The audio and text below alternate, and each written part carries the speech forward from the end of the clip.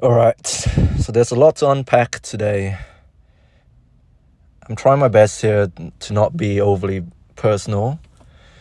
Well, it's my daily journal after all, so I can decide how much I want to share. But let's just say that I am exhausted, man. I don't know what it is, shift work, having to wake up early, the cold, frozen windshield, having to defrost the car, driving a microwave to work. There's so many things to unpack, and maybe that's why I'm exhausted. That's how I operate. I like familiarity. I don't like it when I'm in a new environment, and I don't like feeling disoriented. That's why I don't take drugs, or that's why I don't drink myself to excess, because I like to be in control. But to be honest, we're not really in control of our lives. Our life is just a messy place, let's put it that way. So anyways, I woke up as usual, at the usual time. I went to my car. Man, it was freaking cold this morning, so I had to defrost the car. So I started the car. I put the aircon on, and while my car is heating up, I grabbed some water from the tap and try to get the ice off the windshield. Maybe I'll need to look into ways to keep my windshield from freezing over throughout the night, because I live in the southern hemisphere and it's winter now. So anyways, I drove to work after all of that, which I think probably took me 5 to 10 minutes. So I was a tiny bit late. So I was trying to look for parking outside my workplace, and man, there was none. So I just saw a spot outside somebody's driveway. Well, it's not really a driveway. It's a tiny house. I don't know. There's no marking on the road, but I looked around and they don't seem to have a garage. And it's not blocking anyone's driveway. By the way, it's illegal to park in someone's driveway or blocking someone's driveway. But it's not really a driveway. I don't see a car coming in or fitting in through that driveway. So I parked my car there. So I went to work. And then at about lunchtime, I received phone calls from my manager from another unit saying that the police has attempted to call her because they tracked my number plate down. And I don't know. I'm not going to get into too much details. Apparently, the police was telling my boss that one of your employee has parked his car outside somebody's driveway, and they are demanding, they've made a complaint to the police, and then the police called my boss, and then she called me.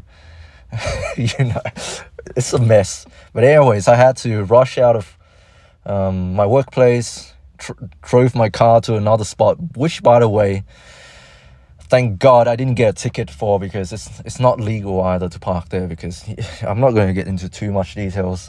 By the way, I have committed too many crimes today. I should be a criminal. But they left a note on my windshield, which I'm going to read right now. The police told me to leave you a note. This is a driveway, not a parking space. Don't park here, thanks, residents. So I moved the car. I've committed a major crime today. I should be behind bars. Anyways, I had to cut my lunch short to move the car. By the way, I've moved to a new work environment again, and every time you move to new work environments, it takes some time to get adjusted to it. Somebody said, give yourself at least 6 months or so, or 3 months, something like that. Give yourself some time to get adjusted to your new work environment, which I do understand and agree with. It takes a while for you to get used to it. I just started, like I started yesterday. Anyways, yeah, I just want to say, when you are around people who are very confident in themselves, it makes you feel really insecure.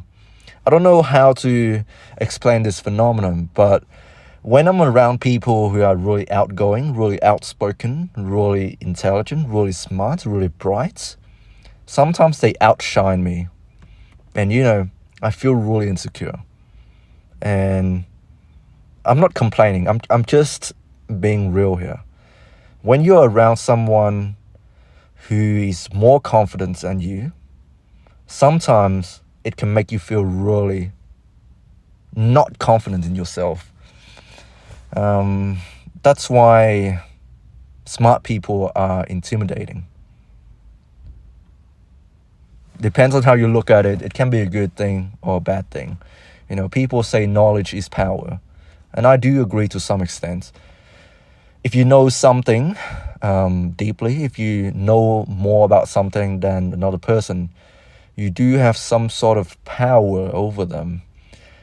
I don't like to think of it in that way, because it sounds like you are oppressing them. You are there to cause them harm and subjugate them and, make them submit. And I don't like to think of it in that way. Maybe that's the way life is, but, when you're around really bright, really smart, really competent, really confident people, and I'm talking about my co-workers here because they've been there for ages, when you're around those people, it tends to make you feel really insecure in yourself. And this is something I'm trying to work on myself, because those people, those really bright, competent, knowledgeable people, they should be a wealth of knowledge and be someone whom you can reach out to, if you have any concerns, and it's gonna make you grow as a person.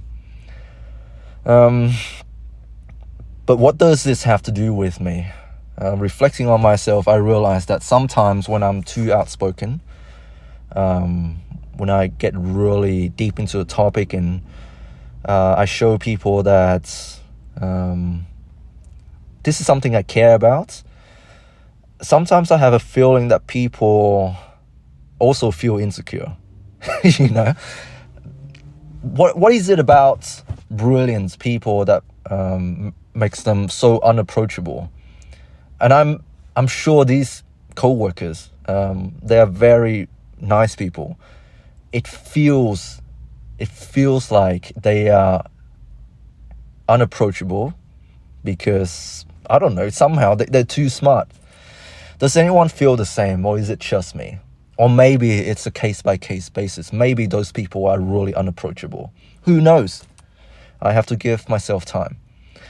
But anyways, that's why I'm feeling exhausted. As you guys know, I'm an introvert, and it takes tremendous amount of energy to reach out and to start shit. I don't instigate things. Anyways, that's all from me today. Hope you guys are doing well. Stay strong. God bless. You're not alone. And until next time, I'll speak to you later.